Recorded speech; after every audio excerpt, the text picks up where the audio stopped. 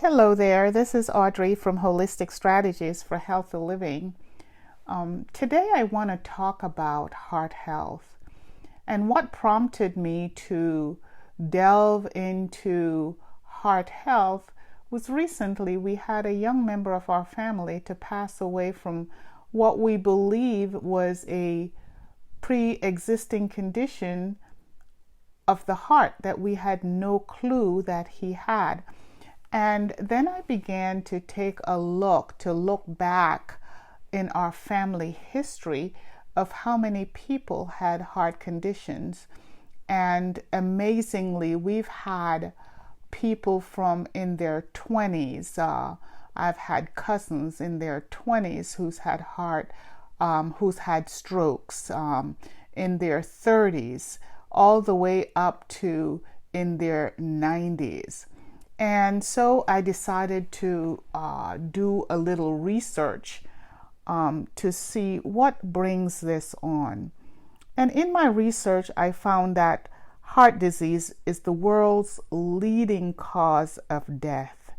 It is also referred to as cardiovascular disease, and it comes under an umbrella term for several different conditions that affects the heart. And these include heart muscle disease, irregular heartbeat, blood vessel issues like peripheral or coronary artery disease. In the US, over 75% of men and women between the ages of 60 to 70 have some type of heart disease. Now, most cardiovascular disease stem from interference with the heart's normal function, such as plaque buildup, blood clots, high blood pressure, which is a silent killer because you don't know that you have it until something happens, high cholesterol, and obesity. Now, all of these contribute to heart disease. Each heart condition has different symptoms, but common warning signs include chest pains or pressure, shortness of breath, numbness in your extremities, such as your hands and feet, fatigue and lightheadedness. Blood tests, stress tests, EKGs, CAT scan, X-rays, ultrasounds, and MRIs are some of the tests that they can use to identify the fact that there's some conditions going on with your heart.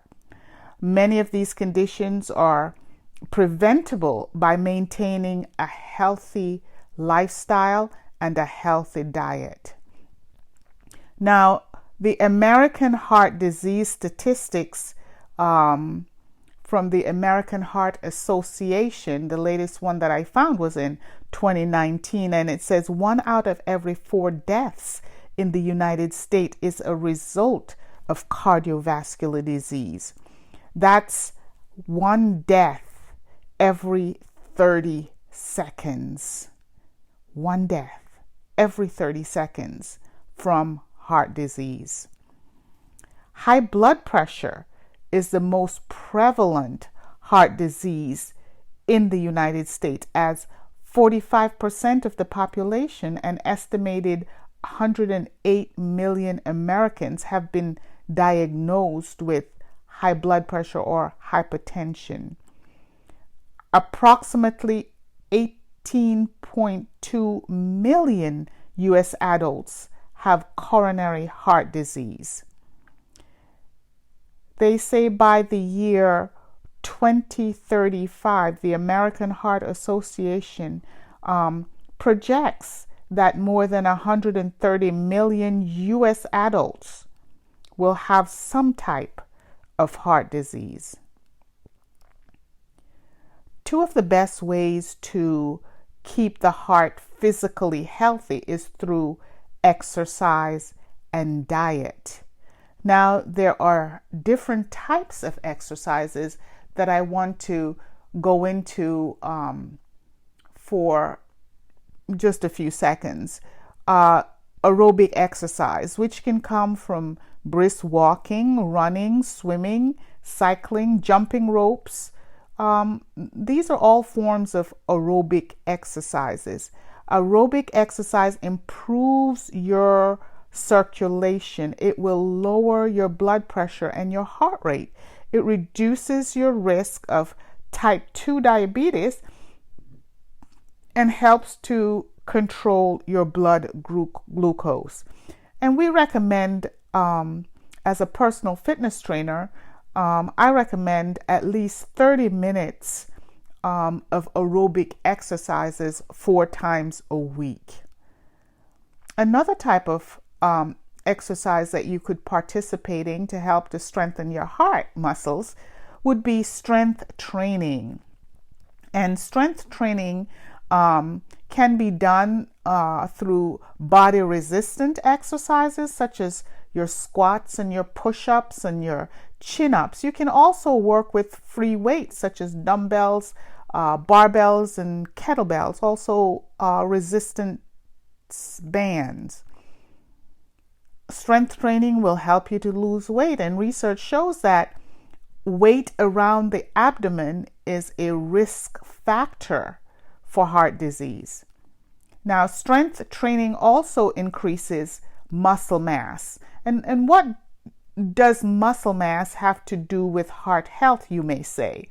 Well, muscle mass helps to lower bad cholesterol and raise good cholesterol. It improves your energy level. It reduces stress, and it helps with immune health. And it allows less load on the heart. We recommend that you strength train at least 2 days a week with at least 1 day of rest in between. We want to rest the muscles that we work that day, and we suggest that you never work the same muscle consecutively when strength training. Another type of exercise would be your flexibility training, and flexibility training will reduce joint pain and muscle cramping. It also helps to improve your balance and to prevent falls. And I know that as we age, falling can be very serious for your health. Being flexible is key to the success of your aerobic and strength training journey. It helps to reduce muscular pain. It helps to loosen up the muscles around. It loosens up the muscles before you begin your aerobic and strength training. Walking or cycling, maybe 5 to 10 minutes before you stretch. And of course, I always suggest never to stretch a cold muscle because you can do more harm than good. It's like stretching a cold rubber band. That band will snap before it reaches its maximum flexible weight, flexibility. If you put a rubber band in the freezer and you take it out and try to stretch it, it's much more difficult to stretch than if it was warm. And that rubber band will snap. And the muscle, your muscle will also snap or, cause harm, cause injury if you stretch a cold muscle. Other factors that will help to maintain a healthy heart would be healthy foods, a healthy diet.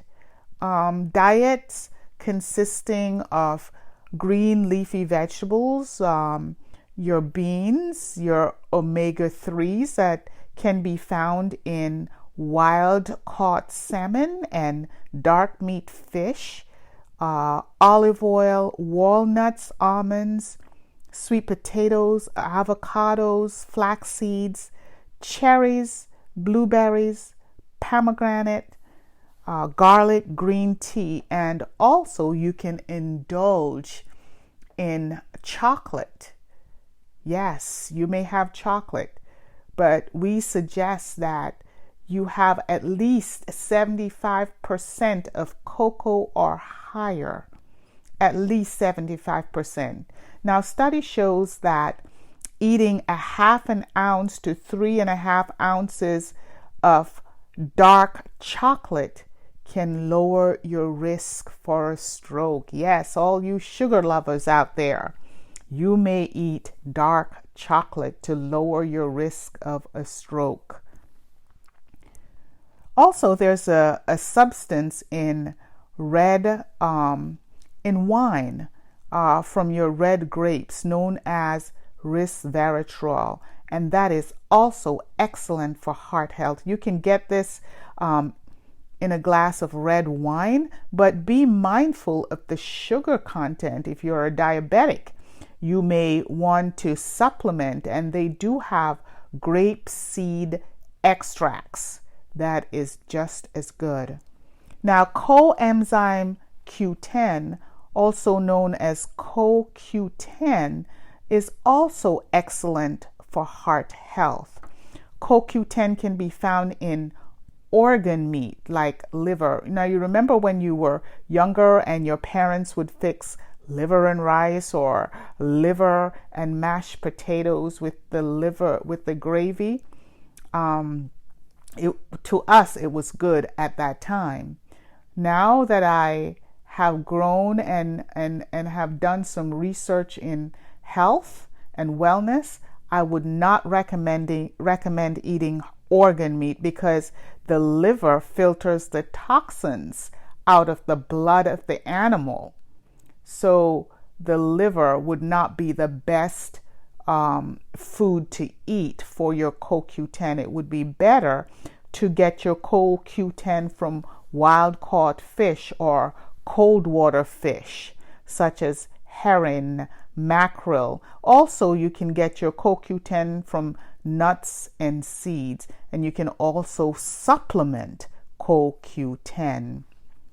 Another way to keep your heart healthy is to manage your blood pressure.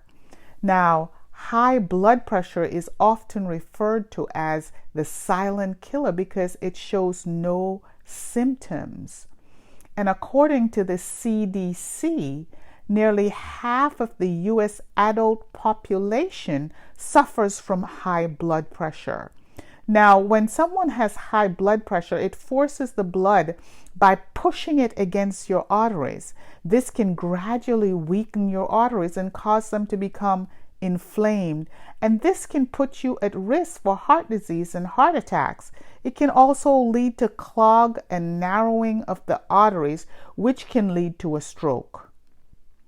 We know that blood carries oxygen and nutrients to the brain, and when the arteries are clogged, a buildup of pressure cuts off nutrients and oxygen to the brain, causing them to die.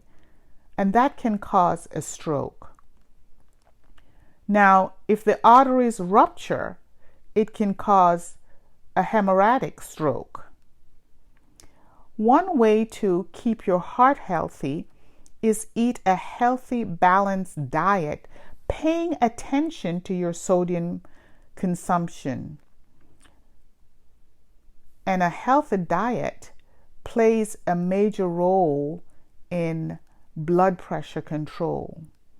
Also, consuming minerals such as your potassium, your magnesium, and your calcium. And if you're eating a healthy diet,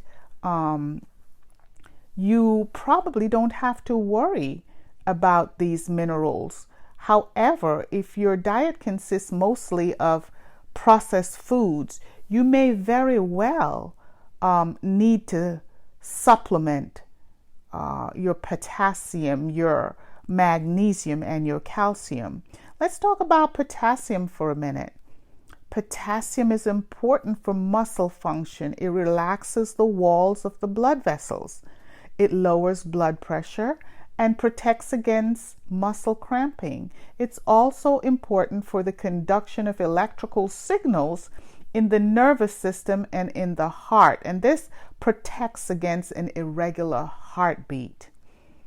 Potassium can be found in many foods, such as your prunes and your apricots, your sweet potatoes, your lima beans. And if you are on a blood pressure medicine or on a heart medicine for diuretic or a diuretic, such as your hydrochlorothiazide, your potassium will leave your body through your urine. So always check with your health practitioner before you begin to supplement potassium. Magnesium. Magnesium is used to regulate over 300 different body functions, including your blood pressure, your blood sugar, your muscles, and your nerves. Okay, magnesium helps to relax blood vessels. It helps to develop your bones and your energy production. And most Americans are said to be magnesium deficient. You can also get your magnesium from dark leafy green vegetables, unrefined grains, and legumes. Calcium. We need our calcium with our magnesium. Calcium is important for blood pressure because it helps the blood vessels to tighten and relax when they need to. It helps with healthy bones, muscles, and heart health. It's also necessary for hormone functions such as the parathyroid hormone, which stimulates the release of calcium from the bones into the bloodstream. Too much parathyroid hormone can cause kidney stones. It can cause weak bones and joint pain. Calcium can be found in your dairy products. It can be found in fish, such as your canned salmon and sardines. And again, calcium can be found in your dark leafy green vegetables.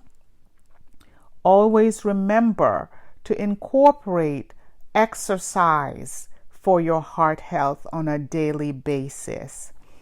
Cholesterol. Your body makes cholesterol. It's a lipid, that waxy type of fat that is made by the liver, but you can also get it in your diet.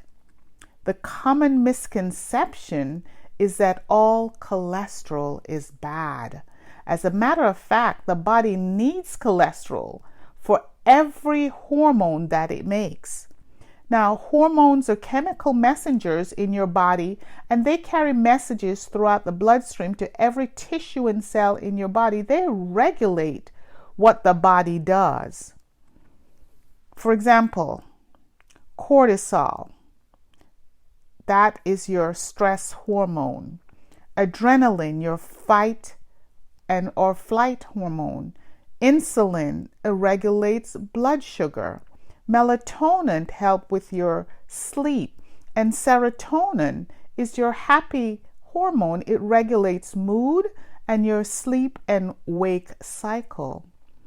Now, your good fat, which is known as your HDL or high density lipoprotein, known as the good cholesterol, helps to remove bad cholesterol from the arteries, and it takes it back to the liver to be removed from the body. And your normal range can be about 60 milligram per deciliter or higher. Your bad cholesterol, the low density lipoprotein, that's your LDL, and we refer to that as your bad cholesterol because it can build up in your arteries, on the walls of your arteries, and it can restrict your blood flow. Now, this buildup of cholesterol along with plaque, okay, can result in atherosclerosis, also known as hardening or narrowing of the arteries. A healthy range for your LDL should be less than 100 milligrams per deciliter. Your total cholesterol should be 200 or less. Now, some foods that increases your cholesterol are fried foods, baked goods, red meat, chicken skin, egg yolks, high-fat dairy, butter, lard, shortening, margarine, and fast foods or processed foods. Foods that can lower your cholesterol are foods such as non-starchy vegetables, such as your asparagus, your broccoli, cabbage, cauliflower, tomatoes, peppers, celery, green leafy vegetables, onions, as they are low in calories but high in fiber, and some contain protein. Oats and grains like oatmeal, preferably steel cut oatmeal, or oat bran, or quinoa, barley, and millet, the grain family. Those are excellent for lowering your cholesterol. A handful of nuts and seeds, such as your walnuts and your almonds, chia seeds, flax seeds, all of those have shown to increase your good cholesterol, your HDL, and lower your bad cholesterol, your LDL, and triglycerides. Now, your legumes, your beans and your lentils, split peas, they're also good for lowering your cholesterol, and they're also a good source of protein. Your legumes, those are your legumes. Now, fish such as your salmon, your sardine in water, not oil, in water. Your mackerel, which are high in omega-3s, they are good for lowering that cholesterol. Also, your monounsaturated fats, such as your avocados and your avocado oil, this replaces your saturated fats. You can use those to replace your saturated fats. Now, remember, I said the body needs cholesterol to make hormones. It is also used to build cells.